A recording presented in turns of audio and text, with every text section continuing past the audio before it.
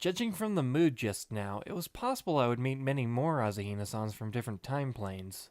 The Asahina-san who I now carried on my back wasn't light, but she wasn't exactly heavy either. It was natural that my pace had slowed down some. Her angelic face breathed softly into my ear. My neck felt itchy from her breathing. I avoided the glances of the pedestrians, though there was hardly anyone else on the street, and quickly headed in the direction the adult Asahina-san pointed out to me. After turning the corner, we finally arrived at our destination, East Junior High. I've heard of this place. This was Taniguchi and Haruhi's junior high. Speaking of which, a familiar person was now standing in front of the school gate. I instantly recognized the small figure that was about to climb up the metal fence. Hey! After yelling, I felt surprised. How did I know who this person was? This was too incredible.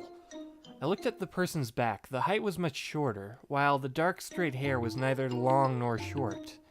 Of course, there was only one person I knew who would sneak out at night and scale the school fence. What? It was now that I finally began to feel that I was face to face with a past reality 3 years ago. No kidding, it feels like I've really traveled 3 years back in time. Leaning by the fence, the face that turned and looked at me was indeed younger than the commander of the SOS brigade that I knew. Yet, there was no mistaking that pair of glittering eyes. Those were Haruhi's eyes. Even if she dressed casually in a t-shirt and a pair of shorts, she still looked the same to me. 3 years ago, Haruhi was in her first year of junior high. Could she be the person Asahina-san wanted me to help? Who are you, a sex criminal or some kind of a kidnapper? Anyway, you look pretty suspicious. The blurry street lamps showered the street in a dim white light. I couldn't clearly make out Haruhi's expression, yet I'm sure she was staring at me suspiciously. Who looked more suspicious, a girl trying to scale the school fence in the middle of the night, or me loitering around carrying a sleeping girl on my back? I really don't feel like giving this question any serious thought. You're the one looking suspicious here. What are you doing anyway? What else would I be here for? To illegally enter the premises, of course. Don't openly declare your criminal intentions like that. There's a limit to how shameless you can be. Well, you don't look like you're really doing anything, so you help me or I'm gonna call the cops. I should be the one calling the cops here, but I've already promised the other Asahina-san. On the other hand, why do I always find the existence known as Suzumiya Haruhi clinging to me, even in this time period? Haruhi leapt to the other side of the fence and opened the lock with a key. Where do you get keys from? I stole them when no one was looking. It was too easy. She truly was a thief. Haruhi slid open the metal gate and waved at me. I followed the little girl, who was one head shorter than her future self 3 years later, holding Asahina-san up carefully. Right next to the school entrance was the track field. The school complex was across from us. Haruhi started to walk diagonally across the dark track field. It was a good thing it was so dark. Haruhi wasn't able to make out my face or Asahina-san's. In 3 years' time, Haruhi would never have guessed that she had met me or Asahina-san while she was in her first year of junior high. It's a good thing, too. It might be troublesome otherwise. Haruhi went straight to the corner of the track field and led me to the back of the sports equipment shed. Inside was a rusty wagon and a chalk drawing machine hanging behind its wheels, as well as a few bags of chalk powder. I had hidden these beforehand in the storage house. Pretty clever, huh? Haruhi beamed at me. She then carried a bag of chalk powder, which was nearly as heavy as her, onto the wagon and pushed the handle. The way she slowly pushed the wagon made me realize how young she really was. I guess junior high students are still more or less kids in their first year. I carefully put down the sleeping Asahina-san and leaned her against the wall of the shed. Please just sit here and be a good girl for now. Here, let me do it. Give me that thing. You go carry the chalk drawing machine. Should I really be helping her? All this time I've been driven around like a slave by Haruhi. She was like a robot that went haywire and won't stop until she's destroyed everything.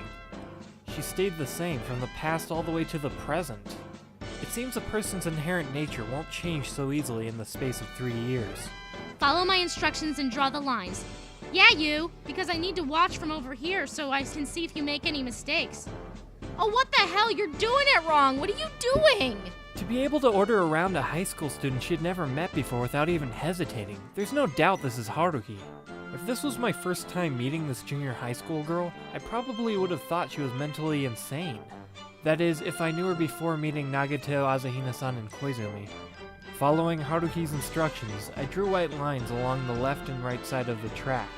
For nearly 30 minutes, not a single night shift teacher nor police car came to investigate after receiving complaints from the neighbors. Could I be the one that drew the strange symbolic patterns that Taniguchi told me about? I quietly looked at the pattern that I worked so hard to draw out. Haruhi now came to my side and snatched the drawing machine from me. She then began to draw a few more lines and said, Hey, do you think there's aliens out there? Now that was sudden. Yeah, probably. The image of Nagato's face flashed into my head. How about time travelers? I wouldn't be surprised if they exist. Right now, I'm a time traveler myself. Then what about espers? I guess they're probably everywhere. I suddenly thought of the numerous red spots flying around. And sliders? I haven't met any of them yet. She threw aside the chalk drawing machine and rubbed the chalk off her face with her shoulders. I guess this'll do. I began to feel uneasy. Was it because I said something I shouldn't have? Haruhi looked up at me and said, Is that a North High uniform? Yep, What's your name? John Smith. Are you an idiot? Can't I use an alias for once? Who's the girl? She's my sister. She's suffering from narcolepsy. She's been like that for a while now, suddenly falling asleep anywhere at any time, which is why I need to carry her around a lot. Haruhi bit her lower lip and turned away, revealing an expression of disbelief. I decided to change the subject. By the way, what is all this? Can't you tell? It's a message. A message? For who? Don't tell me it's for Hikaboshi and Orihime. How'd you know? Well, today is Tanabata. I happen to know someone who did something similar. Really? Someone like that goes to North High? I'd really like to meet them. Whether it's now or then, the only person that would do such crazy things is you. North High, huh? She was silent for some time, but then suddenly... I'm going home now. I achieved what I came here for. And with that, she left. Not even a word of thanks? That sure is how Haruhi would behave. Besides, she never even gave me her name. I had a feeling it was probably better that way. We couldn't just stay there forever, so I decided to wake up Asahina-san. Of course, not before returning the wagon and the chalk powder which Haruhi abandoned. Sleeping like a kitty cat, Asahina-san looked so cute I was tempted to do something naughty to her.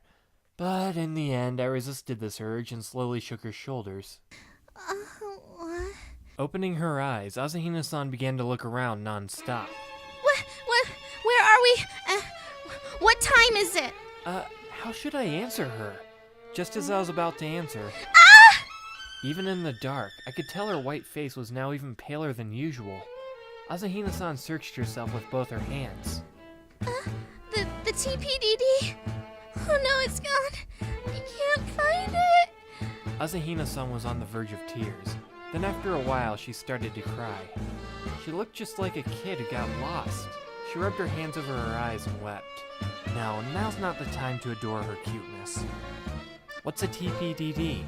That's classified information. I can't tell you.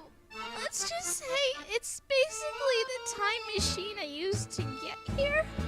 And now I can't find it. And without that, we can't go back to where we came from. Then how did it go missing?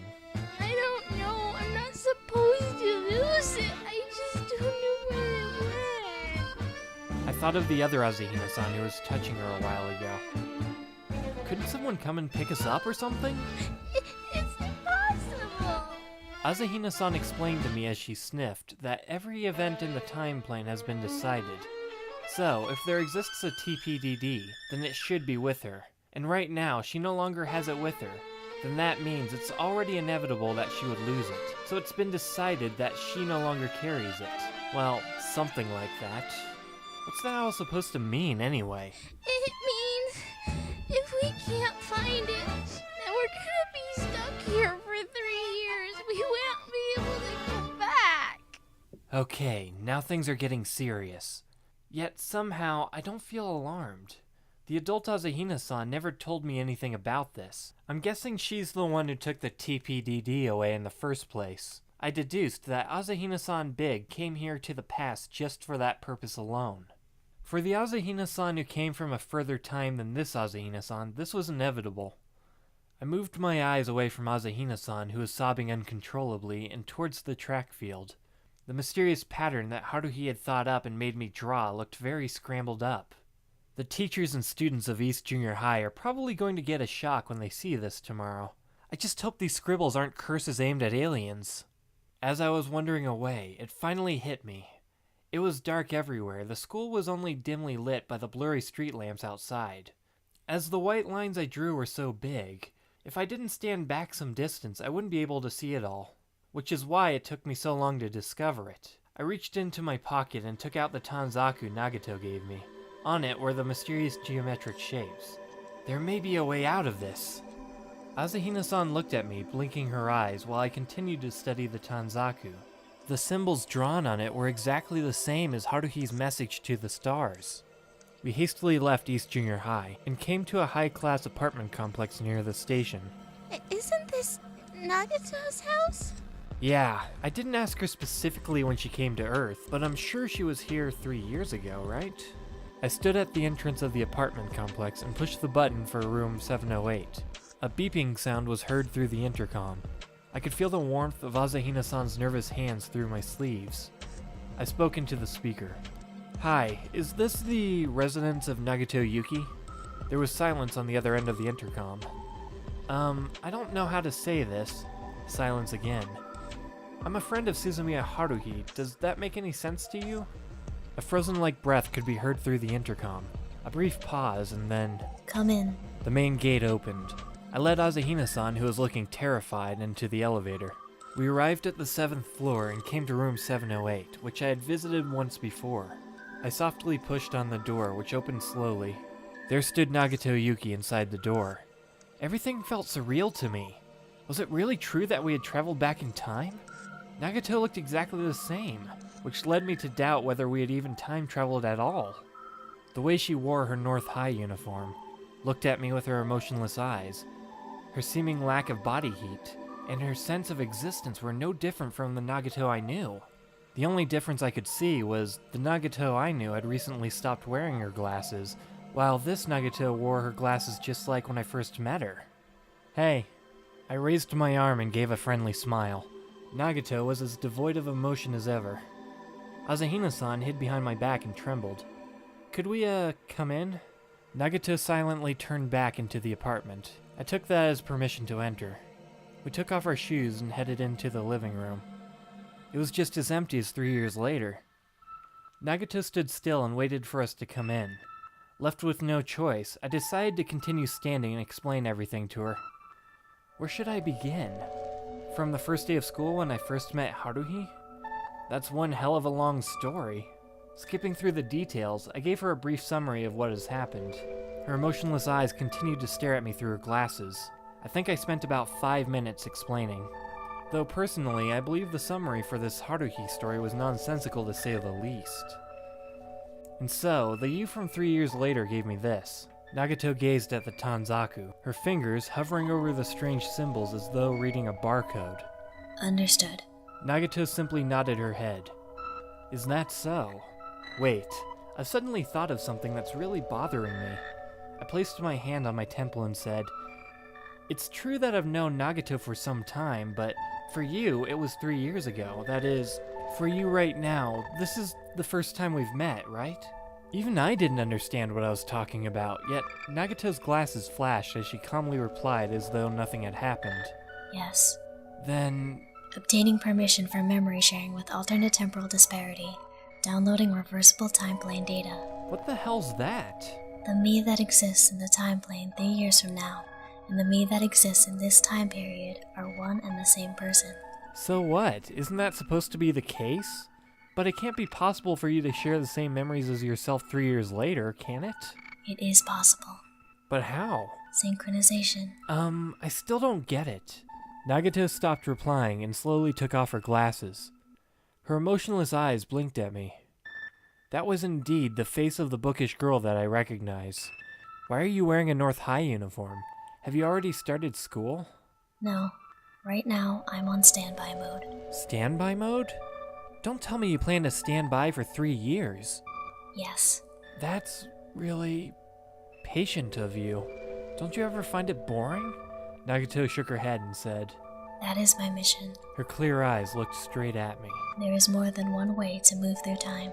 TPDD is only a tool for controlling space-time. It contains uncertainties and inaccuracies. Many theories exist for movement through the space-time continuum. Asahina-san once again grabbed my hand tightly. What exactly do you mean? Using TPDD to transfer organic life forms through time is allowed, but it will generate noise. For us, that is not an ideal tool. When you say us, do you mean the integrated data sentient entity? Can you perform a leap through time planes in its complete form? Form is not necessary. It is enough for time travel as long as it contains the same data. Moving between past, present, and future, huh? If Asahina-san can do it, then it wouldn't be too hard for Nagato. Her powers are more than adequate to do that. I started to wonder, when compared with Nagato and Koizumi, wouldn't that make Asahina-san an outsider? Then it's fine. I interrupted Asahina-san and Nagato's conversation. Now isn't the time to discuss the theories and workings of time travel. The question now is, what should we do so that Asahina-san and I can return to the future 3 years later? Yet Nagato simply nodded her head and said, It can be done. She then stood up and opened a paper door to the room which was connected to the living room. Here.